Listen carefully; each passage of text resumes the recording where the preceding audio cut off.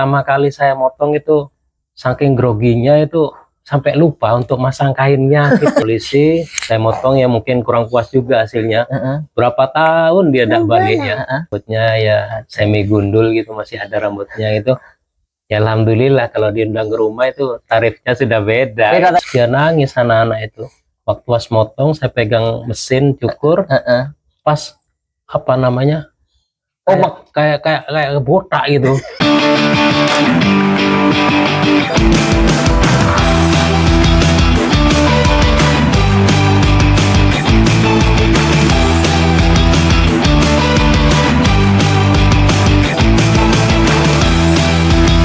Berdiri dengan motong itu, potong sambil berdiri ya, potong sambil berdiri 3 jam itu kayaknya kaki sudah rasa kaku sudah ya.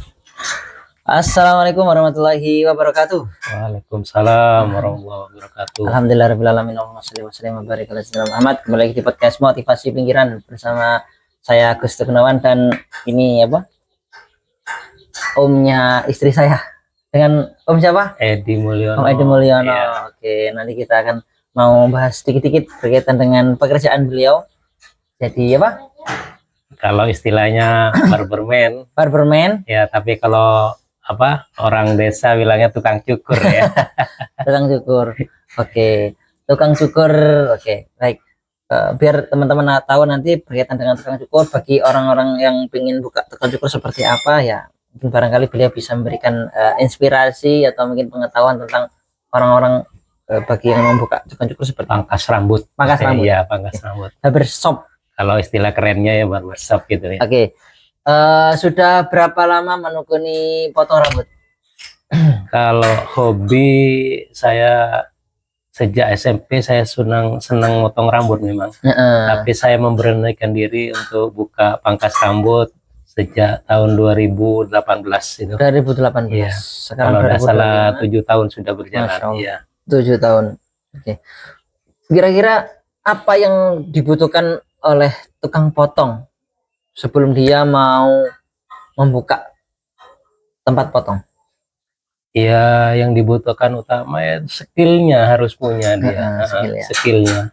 Tapi kalau menurut saya itu kalau dia ada hobi, makanya tidak senang motong meskipun dia punya skill, dia tidak bisa untuk membuka pangkas rambut gitu. Ya di samping itu kan nanti seiringnya berjalan waktu kita beli alat gitu. Ya sederhana saja mungkin untuk yang pertama ya alatnya nggak terlalu mahal gitu. Ya sekitaran 100-200an sudah dapat kita alat potong rambut. Iya. Tapi kalau kita beli lengkap itu kayaknya 100-200 tidak cukup gitu. Kalau guntingnya sama clipnya, sama penjepit, mesinnya, sisir. Saya modal utama itu punya 1 juta itu untuk beli alat itu. Cukup tapi? Iya, kalau untuk alat cukup. Untuk buka pangkas rambutnya kurang kayaknya. Iya. Iya. Jadi 1 juta kurang cukup. Kalau mungkin alatnya saya cukup. Kalau alat kan, kalau pertama kali kan kita nggak ada apa maksudnya pakai kabel itu alat untuk mesin. Belum keluar untuk yang apa namanya tanpa kabel. Oh, yang wireless ya? Iya, wireless belum keluar itu. Jadi saya memberanikan diri untuk beli yang pertama itu pakai kabel dengan harga 700-an itu. Alatnya tok. Terus kuat sampai sekarang? Sampai sekarang alhamdulillah, cuma ganti pisaunya aja. Oh gitu. Istilahnya blade ya, kalau dia ya. Tapi aman, mesinnya masih kuat. Masih kuat. Iya, masih kuat. Sudah bertahan berapa tahun masih enak. 700 ya. 700. Kalau sekarang kan tanpa kabel bisa. Harga 100-200 kita sudah dapat gitu. Tapi ada nggak yang harga 700 wireless sekarang? Ada. Malah teman saya tuh punya yang harga 1 juta, 2 juta ada. Ya memang beda hasil itu tergantung skillnya gitu ya. Tapi kalau pemakaian itu apa getarannya itu beda memang. Kalau antara 1 jutaan sama 100-an itu beda. Iya. Puas gitu. Saya pernah beli yang macam-macam ya. Dulu sempat yang 300, ada pokoknya 300 sekedar motong aja sih kalau saya. Terus ada yang wireless juga kemarin itu yang trimmer. Oh, trimmer itu sudah ganti 2 kali itu. Kalau trimmer itu kan untuk apa ya, untuk membersihkan yang rambut-rambut yang halus saja. Benar. Garis itu kalau untuk motong itu tidak kuat kayaknya. Iya benar. Buat motong anak-anak saya itu murah-murah lah, setahun paling sudah habis itu buat motong aja, buat motong kumis, motong sembarang kali Iya. gitu. Kalau untuk gundul itu enak pakai trimmer itu. Ya gitu ya. Iya. Oke. Kita lanjut Om. Ya. Ini tadi kan 1 juta. Kalau untuk sewa tempat atau mungkin buat apanya itu, Tempatnya. untuk apa, gambar-gambarnya itu ada cerminnya itu nambah berapa gitu? Kalau untuk sewa itu relatif ya, tergantung tempatnya di mana. Tapi kalau untuk bongkar pangkas rambut itu, kalau pakai apa istilahnya ya, tidak terlalu bagus-bagus saja itu 5 juta kurang Om kayaknya.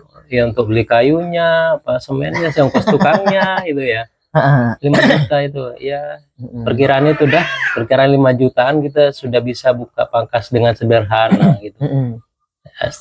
Ya kalau apa namanya, kalau pertama kali kita hanya bisa modal bisa motong, tapi kita terjun ke lapangan tidak seperti yang kita bayangkan gitu. Kita biasa motong teman kita dengan tanpa dibayar, kita motong. Terus kita punya customer lain sudah, orang pejabat, orang berpangkat ya. Itu beda di sana. Jadi untuk 1 bulan 2 bulan kita rasa grogi masih itu untuk motong itu. Oke. Pertama kali pasiennya, customernya itu pernah ingat sama sekarang atau? Iya. Pertama kali saya buka potong rambut itu saya ditemani istri saya, tantenya itu ya. Selama 1 bulan saya ditemani untuk apa ya, untuk kan istilahnya masih membabat. Saya tidak punya teman apa sih, ditemani. Jadi pertama kali saya motong itu saking groginya itu sampai lupa untuk masang kainnya, kitnya itu lupa. Ya istri saya bilang, itu kayaknya lupa dipasang. Oh iya. Untungnya waktu pertama kali saya ingat itu yang potong pertama kali itu anak SMP. Nah, terus itu minta potongan cepak kayak tentara gitu ya. Terus? Ya kalau dibayangkan, wah gampang gitu cepak. Ternyata setelah saya pegang alat mau motong, mau dimulai dari mana gitu ya, bingung sendiri. Gitu. Ingat masih saya itu tarif pertama tuh anak-anak saya 5.000 waktu itu. 5.000 ya. Tarif dewasa 8.000. 8.000. Oke. Berarti nggak kenal teman, relasi nggak kenal ya? Belum kenal. Nggak ada komunitas ya? Iya. Cuma saya pernah ikut komunitas Situbondo, namanya TCST, dekat community Situbondo itu. Dari sana saya belajar gimana cara memotong yang cepat, yang bagus. Dan saya pernah akan lupa itu, saya punya saudara sepupu sama saya namanya Fator, almarhum sekarang. Waktu itu COVID, saya pernah sharing gimana caranya, kan dia sudah mau buka potong rambut sudah lama gitu. Gimana caranya untuk menarik customer bisa datang lagi.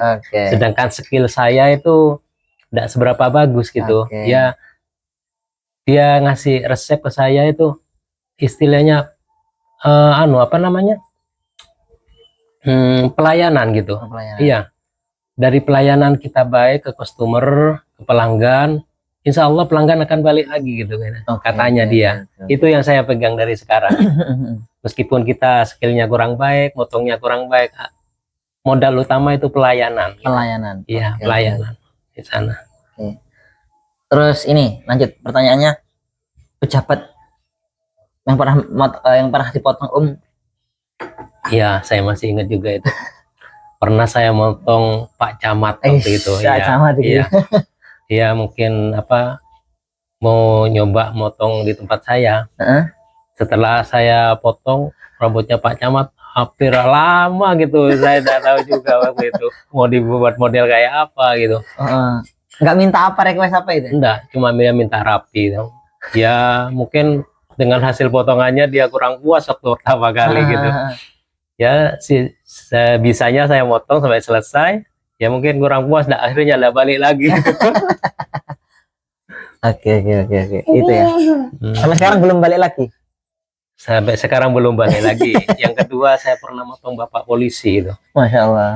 Setelah bapak polisi saya motong ya mungkin kurang puas juga hasilnya. Berapa tahun dia tidak balik ya. Sampai pas dia tahu anaknya Pak polisi potong, lihat hasilnya itu berubah gitu, tidak seperti yang tahun-tahun kemarin. Terus saya waktu itu ngantarkan anaknya, dilihat saya cara motongnya sudah beda, kok agak rapi, mungkin agak bagus mungkin ya. Dia nyoba motong, dia nyoba potong, hasilnya alhamdulillah. Setelah berjalan berapa tahun, dia puas mungkin. Sampai sekarang hampir 1 bulan 2 kali dia potong bawa polisi itu. Namanya Pak Beni. Iya, propos Bisuki sekarang. Oke. Kalau polisi dulu pas itu tarifnya berapa? Tarifnya pertama itu ya 8.000 tetap. Pertama buka 8.000. Sering berapa tahun naik 10.000. Ya sekarang menyelesaikan dengan daerah Besuki sekitaran itu rata-rata kalau di kota Besuki itu rata-rata 15.000 untuk dewasa. Kalau anak-anak tetap 10.000. 10.000. Ya. Oke. Om pernah motong anak kecil Om? Bayi? Pernah. Waktu itu Om yang dipangkas saya pernah juga. Kalau pas motong saya waktu dapat 1 bulan bayi itu saya enak diem mungkin. Kalau pas anak sudah usia 1 tahun 2 tahun sudah kerasa umak risih apa ya, dan nangis rewel. Ya pernah juga diundang ke rumahnya waktu itu ada acara akekah. Terus Om diundang untuk potong rambutnya ya semi gundul gitu, masih ada rambutnya itu. Ya alhamdulillah kalau diundang ke rumah itu tarifnya sudah beda. Di amplop ya bukan Om tidak maksa untuk ngasih berapa gitu dah. Ya alhamdulillah mungkin ada rezeki, mungkin orangnya dikasih amplop dilihat waktu itu 50.000. Alhamdulillah gitu. Dan sama dengan waktu dipangkas saya mungkin motongnya 10.000 itu dapat rezeki 50.000 itu sudah alhamdulillah besar sekali ya. Siap. Banyak sih pertanyaannya berkaitan dengan ini. Pernah nggak momen ini gagal nyukur? Maksudnya pengen talas gitu. Iya. Momen gagal cukur itu terutama untuk anak-anak itu. Gimana ya? Anak-anak itu kan kalau pas motong itu kan tidak diem orangnya. Sedangkan kayak Om itu sudah berusaha ngasih yang terbaik buat anak ya. Waktu itu pas dia nangis anak-anak itu, waktu pas motong saya pegang mesin cukur, pas apa namanya kayak botak gitu. Aduh, kayak apa ini gitu ya. Kalau orang tuanya menyadari kalau anaknya yang mau dipotong itu sudah rewel apa gitu ya, Om berusaha untuk ngasih yang terbaik gitu, maksudnya disesuaikan dengan rambutnya, memperbaiki ya. Alhamdulillah masih bisa rambutnya untuk perbaiki itu bisa ya. Dan orang tuanya berkenan juga ya. Akhirnya balik lagi yang mau ditolak. Itu pengalaman. Pernah nggak pengalaman orangnya agak sinis, agak marah? Oh iya, pernah juga. Banyak itu. Maksudnya sinisnya itu kok nggak cocok atau gimana? Nggak cocok. Ya balik lagi, suruh potong lagi ya. Juga diperbaiki tanpa ya udah usah bayar lagi Bu gitu saya. Nggak usah. Apa momen seperti apa itu? Dia datang atau mungkin agak angel atau gimana permintaannya? Enggak, dia anaknya ya minta potongan biasa, maksudnya dipotong sedikit gitu. Sedangkan orang tuanya meminta untuk potong yang agak pendek gitu. Jadi Om yang bingung mau milih sesuai dengan orang tua apa sesuai dengan anaknya. Iya. Kalau sempat bilang ibunya, kalau udah dipotong pendek enggak saya bayar nanti gitu. Terus saya bingung juga Om, mau motong anaknya sesuai anaknya kan puas anaknya nanti mau ikut ibunya. Nggak ikut ibunya, Om nggak dibayar gitu. Mau pilih yang mana? Ya biar dah sesuai dengan anaknya. Yang penting anaknya nanti bisa balik lagi gitu. Terus. Ya akhirnya dibayar. Iya dibayar juga. Oh sudah kerja mungkin. Ya ibunya yang ngalah gitu. Iya. Banyak suka dukanya. Oke. Ada yang model uangel yang diminta sama pelanggannya? Ya model angel ya mungkin untuk yang tipe gaya rambut sekarang gitu. Apa ya? Iya kayak anak muda, anak SMP, SMA itu kan. Angelnya itu bukan karena angel kita tidak bisa. Angelnya itu lama pengerjaannya itu.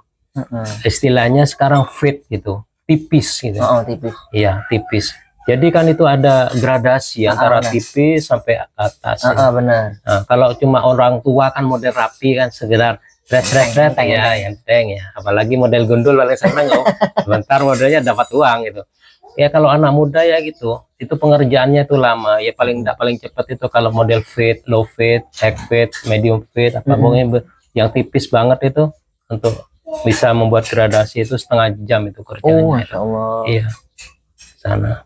Jadi tidak semudah yang kita bayangkan. Kalau kita cuma bisa motong aja ya gampang, kalau istilahnya rapi sebentar selesai. Kalau model anak-anak muda sekarang ya kan banyak yang tipis-tipis itu. Iya, tipis. Ya, alhamdulillah masih bisa diatasi itu. Ya. Setengah jam suwi yo. Setengah jam itu sudah lama. Sedangkan sebagai tukang cukur berdiri dengan motong itu potong sambil berdiri ya, potong sambil berdiri 3 jam itu kayaknya kaki sudah rasa kaku sudah ya. Sudah tanpa istirahat itu ya, 3 jam tanpa istirahat sudah kaku, sudah kerasa sudah 3 jam. Baik, itu ya. Jadi pengalamannya luar biasa. Ya. Ini pernah nggak punya pelanggan banyak?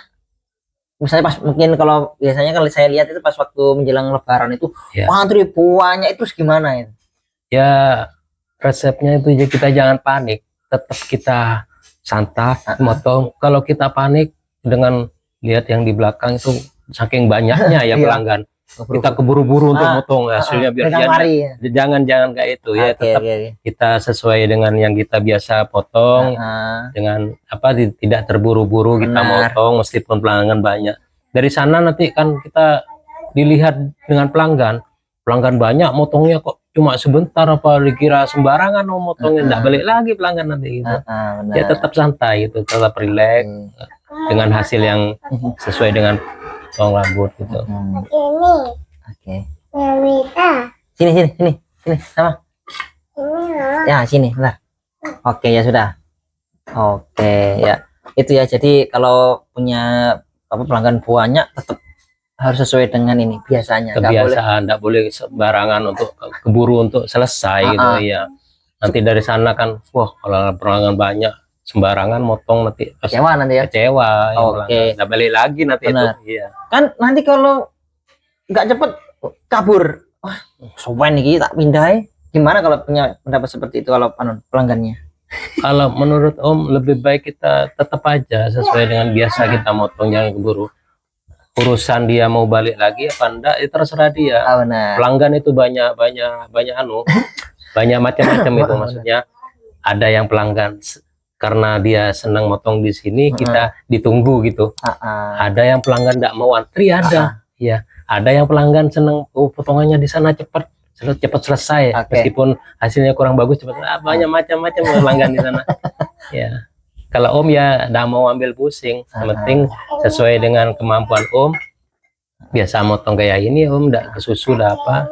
Mau urusan balik lagi tergantung rezekinya Om itu nanti. Benar ya itu. Jadi enggak ben-seromben apa? Ben-seromben untuk motong istilahnya. Ya. Itu ya teman-teman. Jadi banyak kisah-kisah yang menarik berkaitan dengan tukang cukur ya. Pernah nggak suwep pipi, nggak ada pelanggan sama sekali ketika buka itu? Kalau sepi, kalau istilahnya kita kalau sudah buka insya Allah ada rezeki, ada 1-2 masih tetap potong. Tapi kalau istilah sepi untuk tukang cukur itu di musim hujan.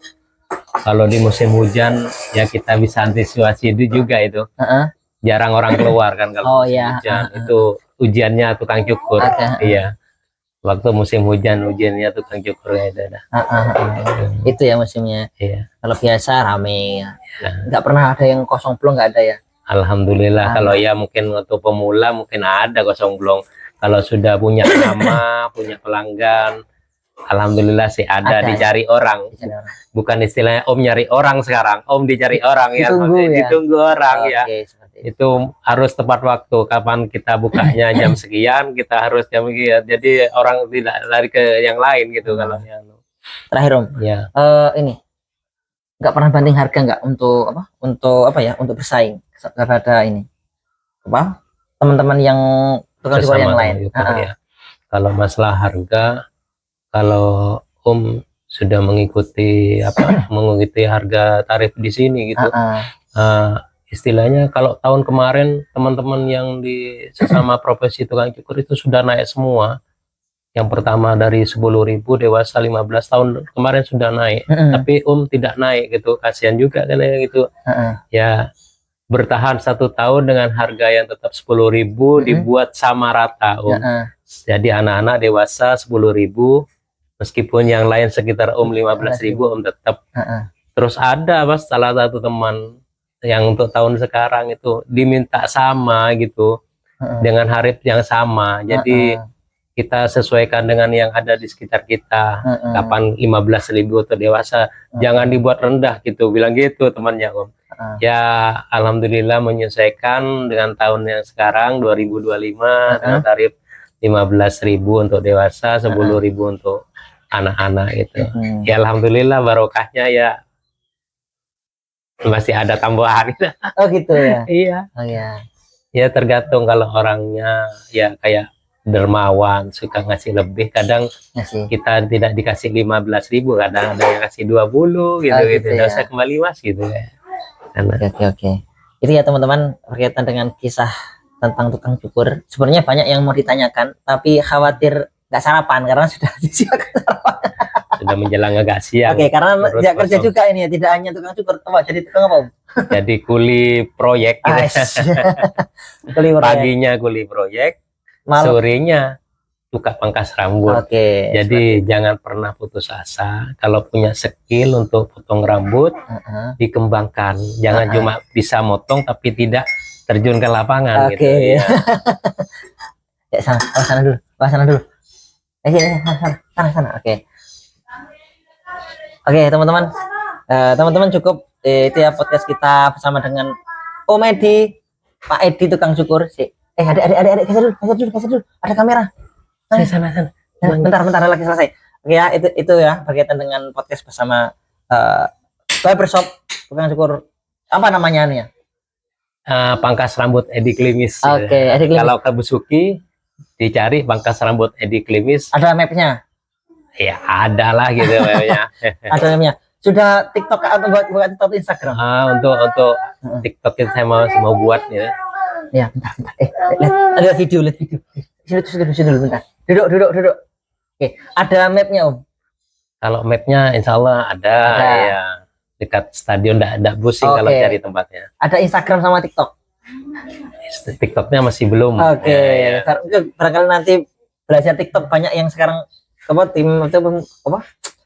cukur itu buka TikTok, sehingga sekali ngonten model-model seperti apa itu biar buat konten katanya. Iya, biar tambah ramai pelanggannya. Oke, itu ya. Itu mungkin dari saya, teman-teman semuanya, semoga bermanfaat berkaitan dengan orang-orang yang berkaitan ingin buka tukang cukur. Itulah barangkali inspirasi dari beliau. Terima kasih, jangan lupa like, comment, subscribe di channel saya Motivasi Pemikiran. Wassalamualaikum warahmatullahi wabarakatuh. Waalaikumsalam.